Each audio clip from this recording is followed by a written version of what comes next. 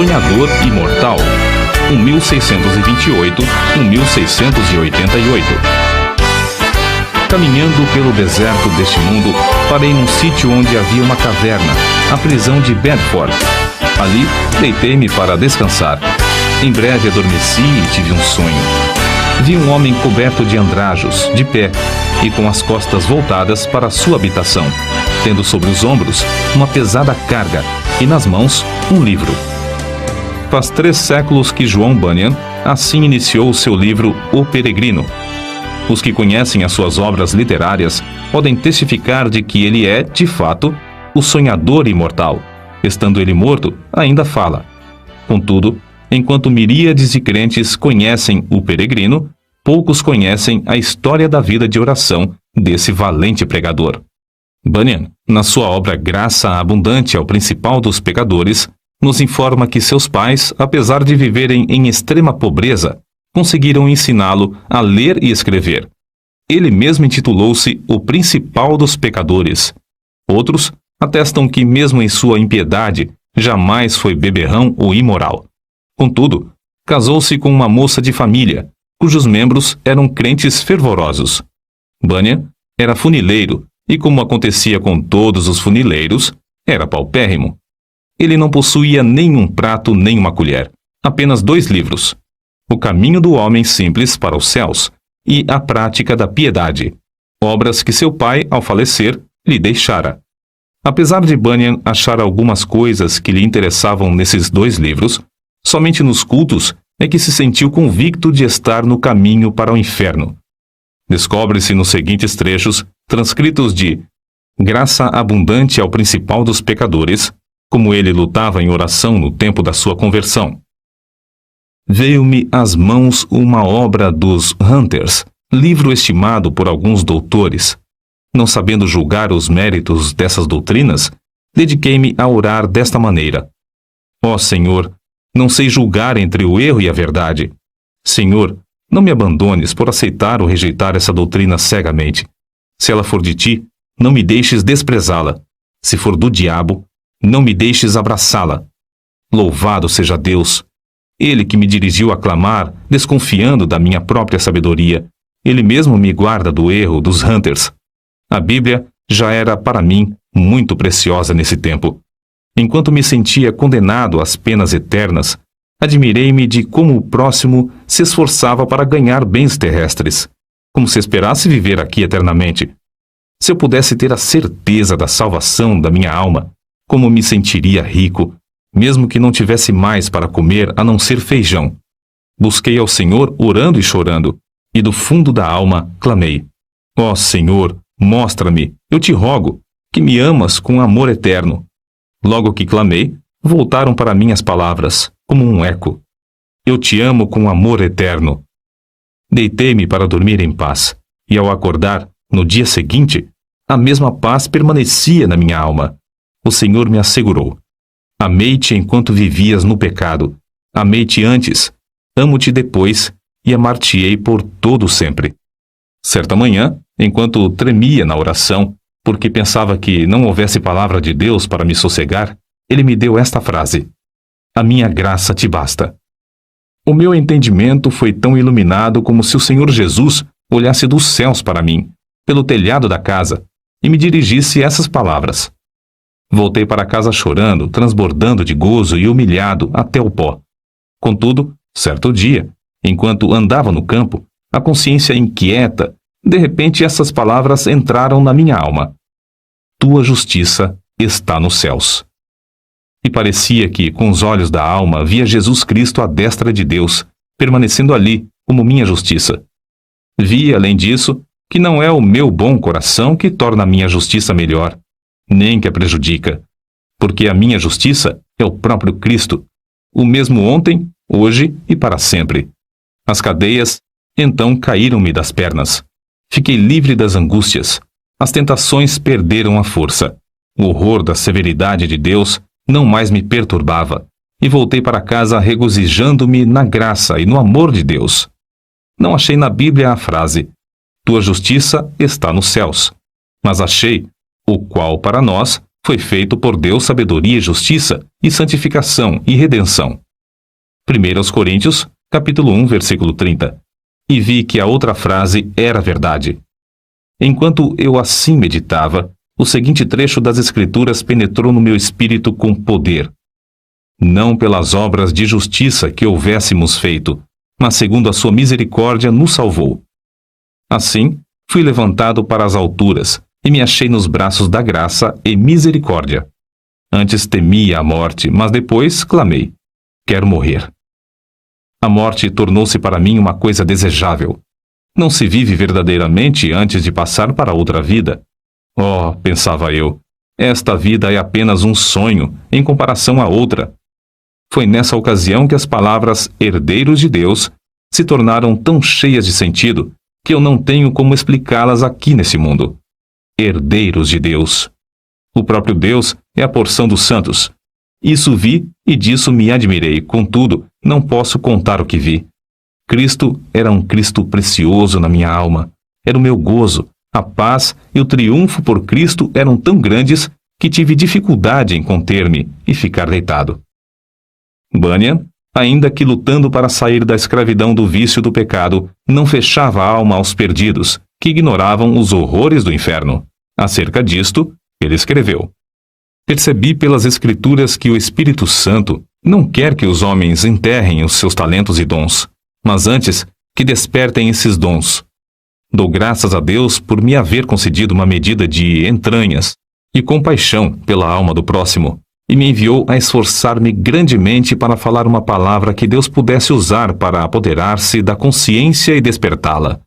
Nisso, o bom Senhor respondeu ao apelo de seu servo, e o povo começou a mostrar-se comovido e angustiado de espírito ao perceber o horror do seu pecado e a necessidade de aceitar a Jesus Cristo. De coração, clamei a Deus com grande insistência que ele tornasse a palavra eficaz para a salvação da alma. De fato, disse repetidamente ao Senhor que, se o meu enforcamento perante os olhos dos ouvintes servisse para despertá-los e confirmá-los na verdade, eu aceitaria alegremente. O maior anelo em cumprir meu ministério era o de entrar nos lugares mais escuros do país. Na pregação, realmente sentia dores de parto para que nascessem filhos para Deus. Sem fruto, não ligava importância a qualquer louvor aos meus esforços. Com fruto, não me importava com qualquer oposição. Os obstáculos que Bunyan tinha de encarar eram muitos e variados. Satanás, vendo-se grandemente prejudicado pela obra desse servo de Deus, começou a levantar barreiras de todas as formas. Bunyan resistia fielmente a todas as tentações de vangloriar-se sobre o fruto de seu ministério e cair na condenação do diabo.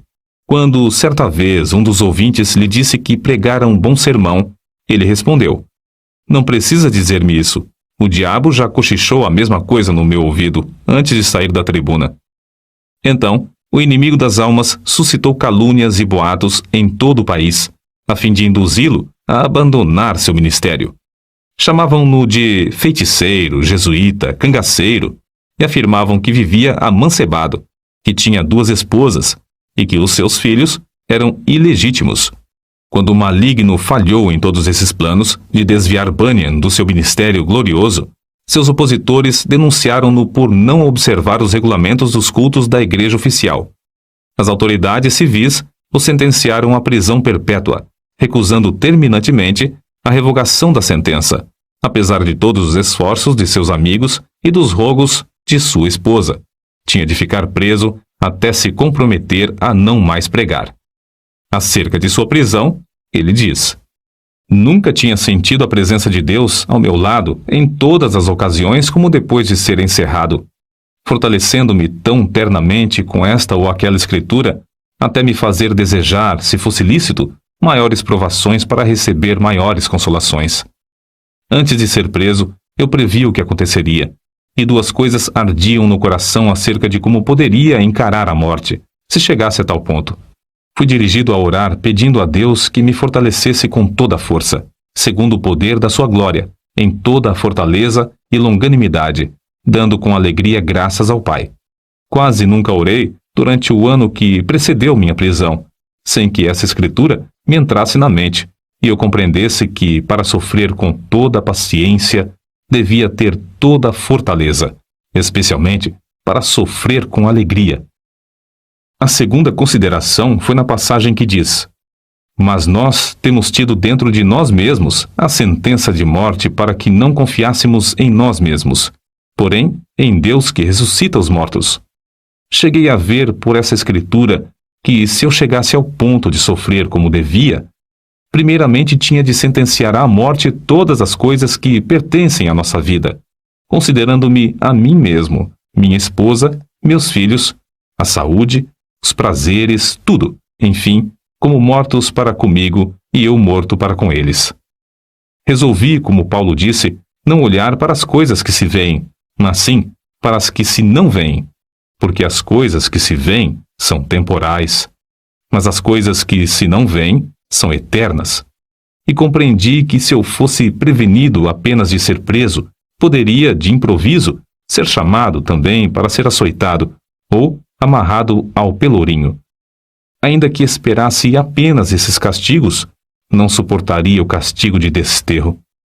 Mas a melhor maneira para passar os sofrimentos seria confiar em Deus, quanto ao mundo vindouro.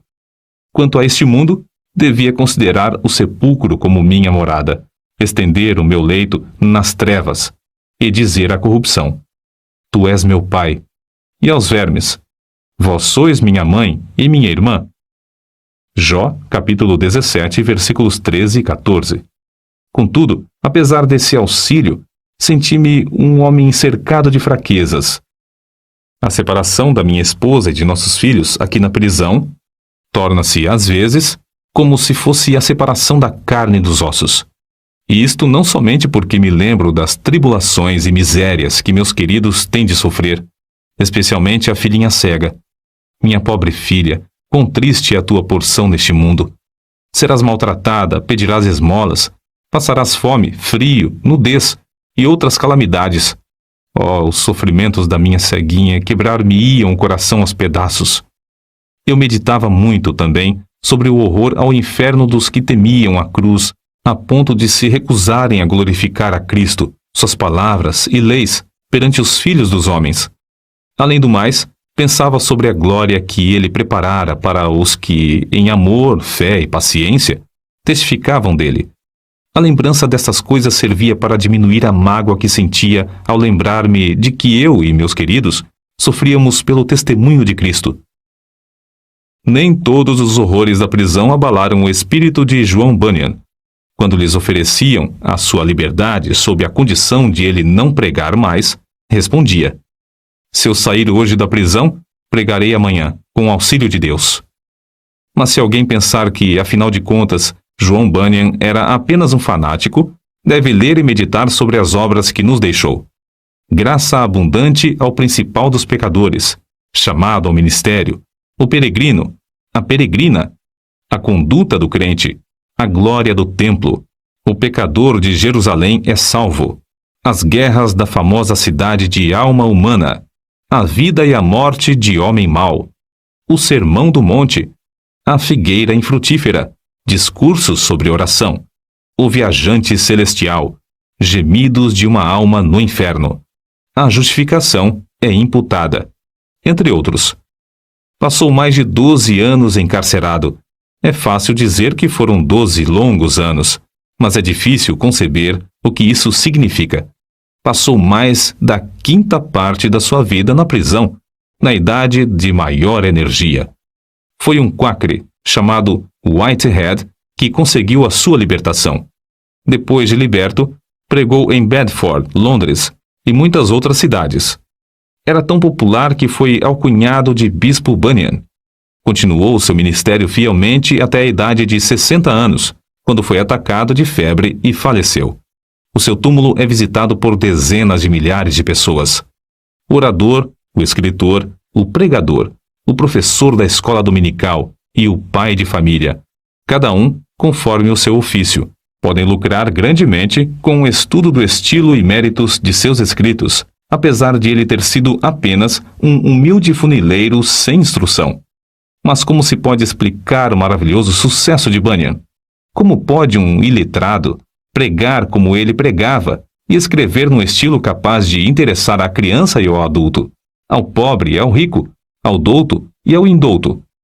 A única explicação do seu êxito é que ele era um homem em constante comunhão com Deus.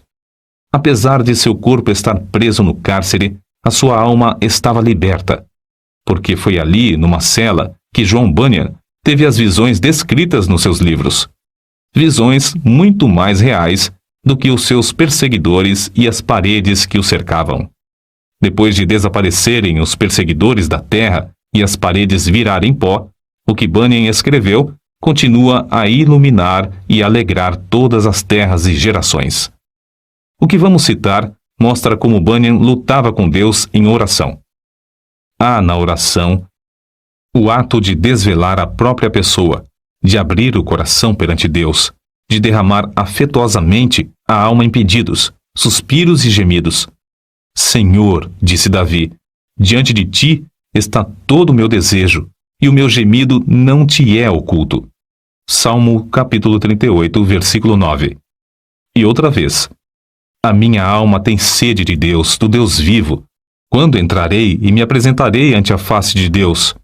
Quando me lembro disto, dentro de mim, derramo a minha alma. Salmos capítulo 42, versículos 2 ao 4. Note, derramo a minha alma.